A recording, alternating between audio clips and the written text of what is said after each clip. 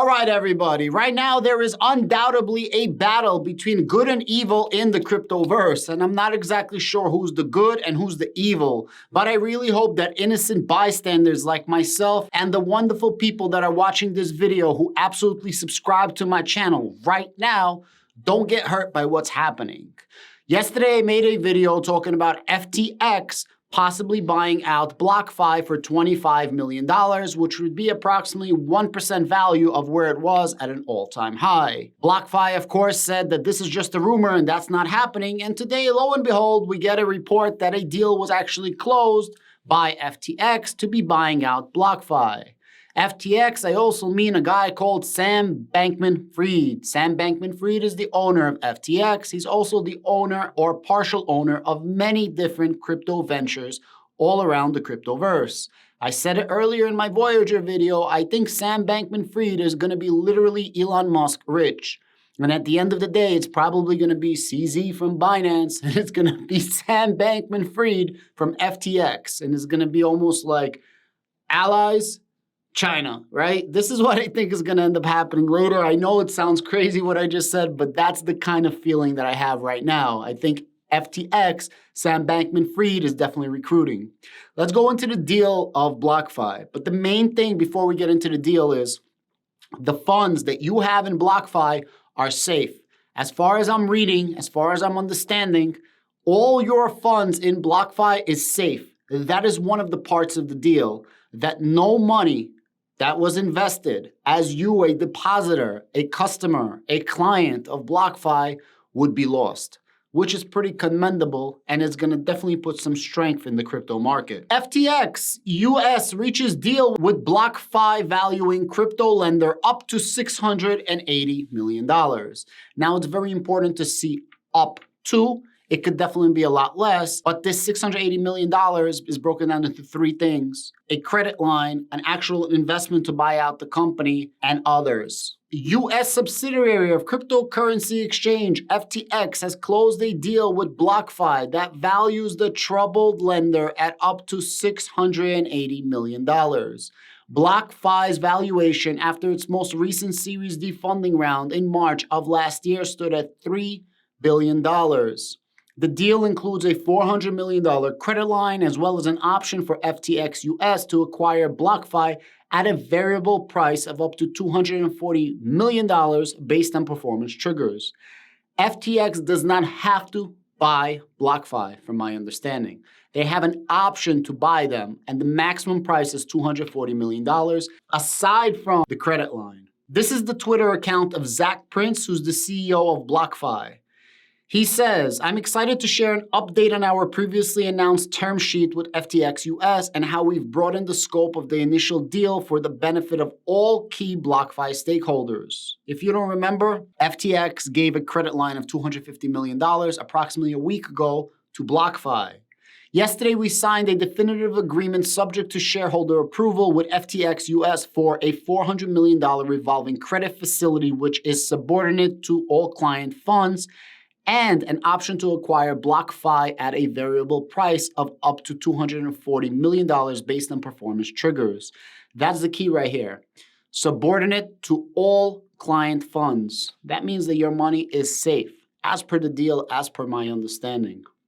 This, together with other potential considerations, represents a total value of up to $680 million.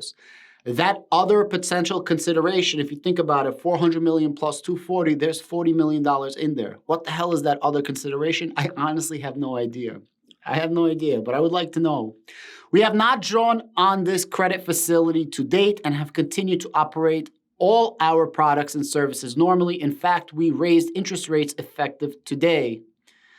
So, what events led up to this deal with FTX US? And this is really good to understand whether you're invested in Blockfi or not, because this is going to give you some understanding about the entire economy and specifically the crypto economy. So let's really dissect and unpack what this guy is saying. Crypto market volatility, particularly market events related to Celsius and Three Arrows Capital, had a negative impact on Blockfi. The Celsius news on June 12 started an uptick in client withdrawals from Blockfi platforms despite us having no exposure to them.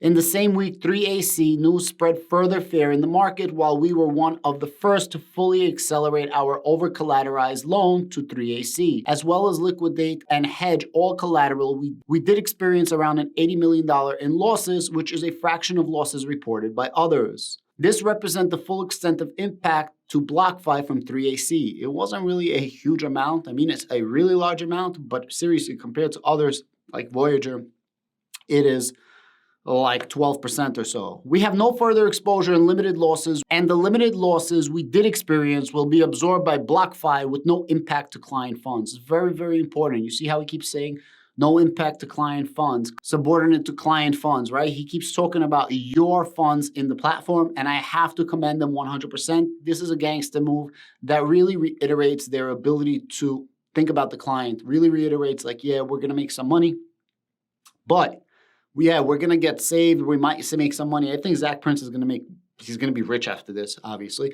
And he's really worried about your funds. It's very, very important. If you're curious about how we're handling market volatility, I encourage you to check out this product with Castle Islands Venture Capitalists. You guys can take a look at this yourself. His Twitter is @BlockfiZAC. As a reminder, our risk framework combines counterparty credit analysis, collateral haircuts, and portfolio limits based on stress testing, and we have zero client funds in DeFi protocols. You can read more about our risk management and liquidity practices here. Again, click on it. I urge you to read all this on your own. As a matter of principle, we fundamentally believe in protecting client funds, not only because it is absolutely the right thing to do, but it also benefits the ongoing health and adoption of crypto financial services worldwide. You got to understand and read behind the lines. The reason he's saying this is to support the entire crypto market, so there's not a wider collapse, because there's definitely a lot of FUD, fear, uncertainty, and doubt in the crypto market. I commend him for the way he's writing this. This is a gangster way to go out. Therefore, it was very important to add capital to our balance sheets to bolster liquidity and protect client funds. I think this is like the 4th or 5th time in this tweet that he mentioned client funds, protecting client funds. Your funds are safe. We were presented with various unattractive options where client funds would have to take a haircut or be behind a lender in capital stack. These alternatives were completely unacceptable to me and our board and conflict with our core value, and I quote, clients, not customers, as well as interests of Blockfi and our shareholders. Ultimately, we found the great partner in FTX US who shares our commitment to clients. This represents the best path forward for all Blockfi stakeholders and crypto ecosystem as a whole. For our clients, absolutely nothing changes in terms of how you experience Blockfi products. There is now even more upside in the future. He's trying to transition this as easy as possible and telling you, yo, don't worry about it. Nothing changed. Your funds are safe. And now you have a huge backer in FTX, which probably is one of the top 3 most lucrative exchanges, lucrative crypto platforms right now. So you're probably safe. If FTX goes down, we're all effed. The FTX US platform products are highly complementary to Blockfi, and we anticipate enhancements to our services through increased collaboration, except more exciting news to come on this soon. As always, we will prioritize these efforts based on trying to add the most value for our clients, many of whom have been with Blockfi through numerous market cycles. All our products and services, including funding and withdrawals, our trading platform, credit card, and global institutional services continue to operate normally with incremental capital strength behind them. To date, our clients have received over $575 million in interest, including over $10 million just today, and have never taken a loss of principal. We have updated rates every month and process withdrawals within our terms and conditions since day one. Outside of this transaction, we realize that there is a lot of fear, uncertainty, and doubt in the crypto market. From our view, we will still see an ecosystem on the rise with billions of institutional borrowing demand, allowing us to offer innovative wealth-building products such as Blockfi Personalized Yield, providing our highest rates ever for individually negotiated arrangements. He goes on to say that we build our organization on transparency. Thank you so much for listening, so on and so forth. Guys, this bailout was extremely necessary. Uncle Sam is literally the Federal Reserve of the cryptoverse. Without him, a lot of different companies are going to go under. He's trying to get his hands on everything, and he really is preparing for the bull market in this bear market. I say this all the time. The most money is not made in a bull market. This is the common misconception that people have. The most money is made when you prepare in a bear market for the bull market. That's how the most money is made. And this is exactly what Sam Bankman-Fried is doing. I think he's going to pick up anything as possible. And I honestly think he's going to bail out Voyager as well. Probably going to be the owner of Voyager in the future.